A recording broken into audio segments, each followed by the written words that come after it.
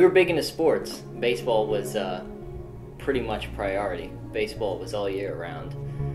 My father was a Little League coach. I had a younger brother, an older sister. Everybody was always at the baseball games. It was like a family affair. Everybody would be there, and that would be one time that we were all together. So when I was about 17 or maybe 18, my parents got divorced. My family kind of broke apart, and I didn't really have them, making decisions for me. I gained some independence, which wasn't the best thing at the time, but I started to make decisions for myself and realized that I could more or less do what I want, as long as I was kind of getting decent grades and not breaking the law tremendously. I was going to be okay doing what I pleased. That led to darker avenues, and I began to kind of flirt with the law, with the people that I hung out with, flirt with drugs, partying, alcohol, whatever it was. Whatever I wanted to do again was the theme of my life. I was on the throne.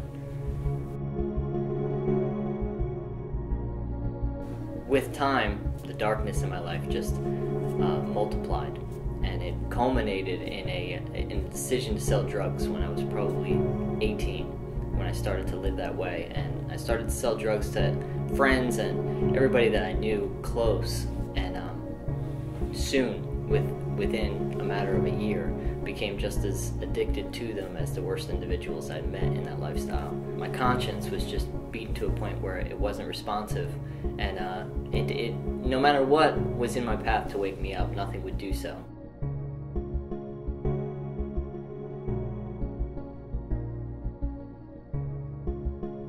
I could do nothing without drugs. I had to use to get up, to use to work, I had to use to sleep, I had to use to do everything. There was no hope apart from what I thought was the only thing getting me through every day, and that was the drugs. I was working, I was delivering pizza, and I got a phone call from another friend of mine to tell me that Vinny, who was my best friend at the time, had overdosed on heroin and died. His mother found him in his bedroom, and I broke down immediately. I called some other closer friends to tell them what was going on, to tell them the news that I had heard, and I attempted to drive over to Vinny's house, and the ambulance was there, and they were kind of carrying him out, body bag and everything. It was a horrible experience, but nonetheless, I went right back to my same habits and same living, doing exactly what killed him hours later. Relationships with family were depleted. My relationships with friends were depleted. I didn't have friends. I probably looked like I was starved because it didn't matter to eat. All I cared about was doing the drugs. And I couldn't hold a job. I couldn't do anything anymore. And I finally came to a realization that something has to change. There has to be some hope somewhere. I got an opportunity to go to a rehab up in Patterson. And I remember the first day walking in there, I was scared, to say the least. Physically, I was withdrawing from drugs, and it was just not a fun experience. And the people that I was meeting, they were happy people. They seemed like they were delivered from something that I was struggling with, but I was still scared to know what it took to get better.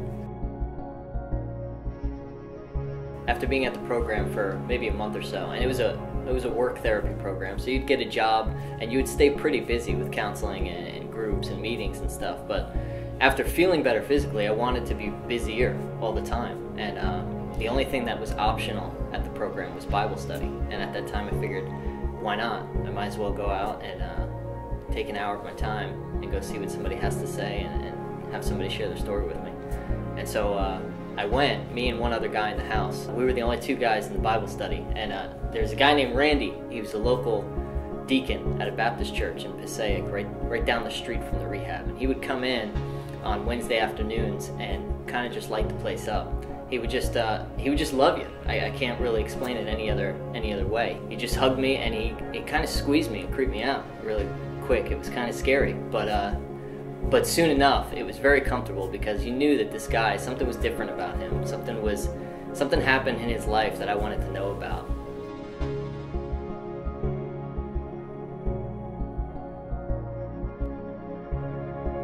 I showed up to Bible study. Randy welcomes us in, and I'm thinking to myself that whatever drastic changes happen in this guy's life, it must be hard. It must be difficult. It must take a lot of work. It must take a lot of effort. But he explained it in the most simple terms I could possibly imagine. Faith the size of a mustard seed can move mountains. He would continue to tell me that, and with time he would explain what it meant. What he meant was that God sent his only son, Jesus, to pay the price for our sin, to bear the penalty of our sin, those who would believe in him, and in exchange we could have his righteousness. And it was simple, and my hopeless condition began to change. I began to see hope. There began to be a light shining every which direction. I saw God in things. I saw that God created me. I saw that I've offended him, but there was hope to be restored to him, to be reconciled to him, to be changed, and not to be enslaved to the things that I was enslaved to for so long.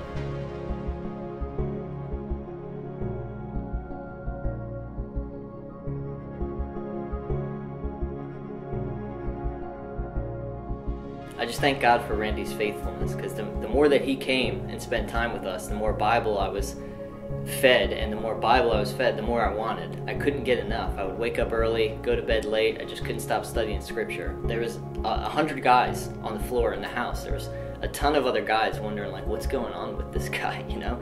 And I kept bugging him to come out, like, you gotta come to Bible study. Something's going on in there. You gotta see this. You gotta hear this. You gotta know this.